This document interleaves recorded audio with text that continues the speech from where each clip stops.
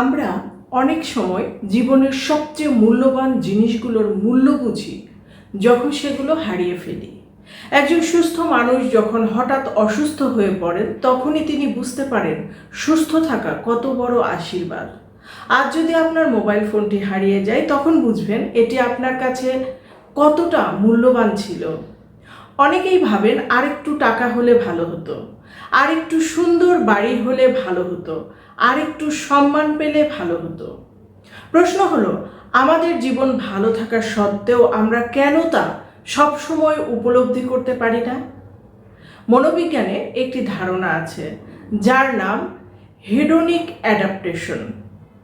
এর অর্থ হলো মানুষ খুব দ্রুত ভালো জিনিস বা সুখের সঙ্গে অভ্যস্ত হয়ে যায়। যে ফোনটি কিনে আপনি আনন্দে আত্মহারা হয়েছিলেন, কয়েক মাস পরে সেটি আর তেমন উত্তেজনা সৃষ্টি করে না। যে চাকরিটি পাওয়ার জন্য বছরের পর বছর পরিশ্রম করেছিলেন, কিছুদিন পর সেটিও রুটিন জীবনের অংশ হয়ে যায়। আয় বাড়লে কিছুদিন আনন্দ হয়, কিন্তু মানুষ দ্রুত নতুন জীবনযাত্রার সঙ্গে মানিয়ে নেয়। তারপর আবার নতুন লক্ষ্য, নতুন চাহিদা তৈরি হয়। আবার মনে হতে থাকে আরেকটু বেশি ভালো হলে ভালো হতো।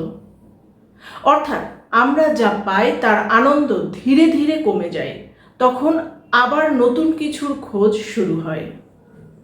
মনোবিজ্ঞানীদের মতে এটি মানুষের মস্তিষ্কের একটি স্বাভাবিক অভিযোজন ক্ষমতা। বেঁচে থাকা এবং মানসিকভাবে স্থিতিশীল থাকার জন্য মস্তিষ্ক চরম আবেগ অর্থাৎ খুব বেশি আনন্দ বা খুব বেশি কষ্টকে দীর্ঘ সময় ধরে একই মাত্রায় রাখে না, বরং স্বাভাবিক অবস্থায় ফিরিয়ে আনে। ভাবুন তো, যদি জীবনের প্রতিটি আনন্দ একই তীব্রতায় সারা জীবন অনুভূত হতো, তাহলে কি আমরা অন্য কোনো কাজে মন দিতে পারতাম? আবার উল্টো দিকটাও ভাবুন, যদি প্রিয়জন হারানোর কষ্ট, ব্যর্থতার যন্ত্রণা বা কোনো দুর্ঘটনার বেদনা কখনোই কমে না যেত, তাহলে কি মানুষ নতুন করে জীবন শুরু করতে পারত? তাই আমাদের মস্তিষ্ক ধীরে ধীরে আবেগের তীব্রতা কমিয়ে আনে। খুব বেশি আনন্দ কিংবা খুব বেশি কষ্ট দুটো আমাদের স্বাভাবিক অবস্থায় ফিরিয়ে আনার চেষ্টা করে। এই কারণেই একটা পুরনো কথা আমরা প্রায়ই শুনি, সময়ে সব সহ্য হয়, অর্থাৎ মানুষ অ্যাডজাস্ট করতে শিখে যায়। এর পেছনেও মনোবিজ্ঞানের ব্যাখ্যা রয়েছে, কিন্তু এখানেই আরেকটি বড় সমস্যা তৈরি হয়।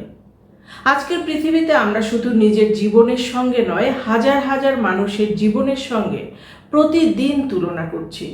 সোশ্যাল মিডিয়ায় কেউ বিদেশ ভ্রমণ করছে, কেউ নতুন গাড়ি কিনছে, কেউ নতুন বাড়ি বানাচ্ছে, কেউ আবার সাফল্যের গল্প শোনাচ্ছে।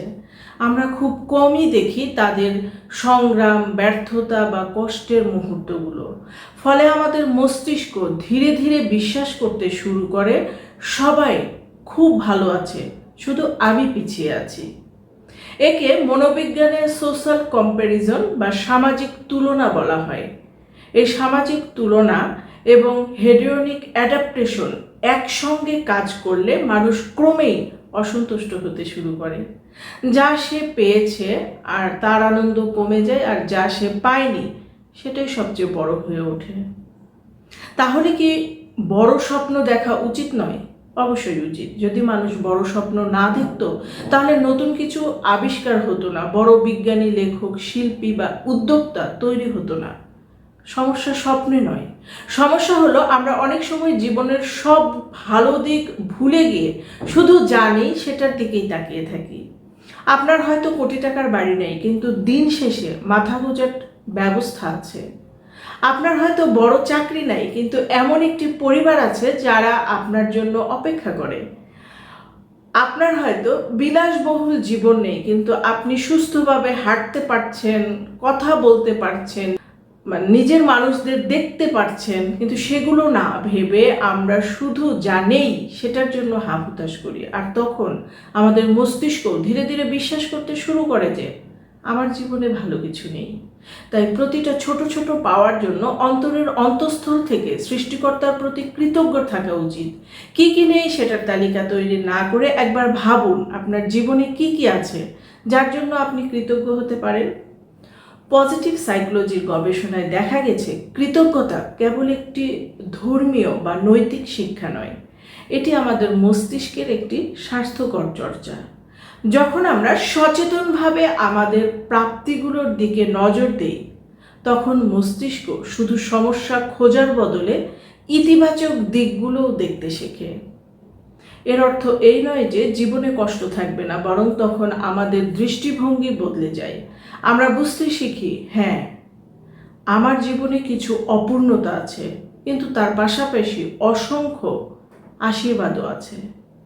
মনে রাখবেন, সুখ অনেক সময় আরও বেশি পাওয়ার মধ্যে নয়, বরং যা আছে মূল্য বুঝতে শেখার মধ্যে লুকিয়ে আছে। জীবনকে সুন্দর করতে হলে সবসময় নতুন কিছু পাওয়ার প্রয়োজন নেই। যা ইতিমধ্যে আছে সেগুলোর প্রতি কৃতজ্ঞ হতে শুরু করলেই জীবন সুন্দর হয়ে ওঠে।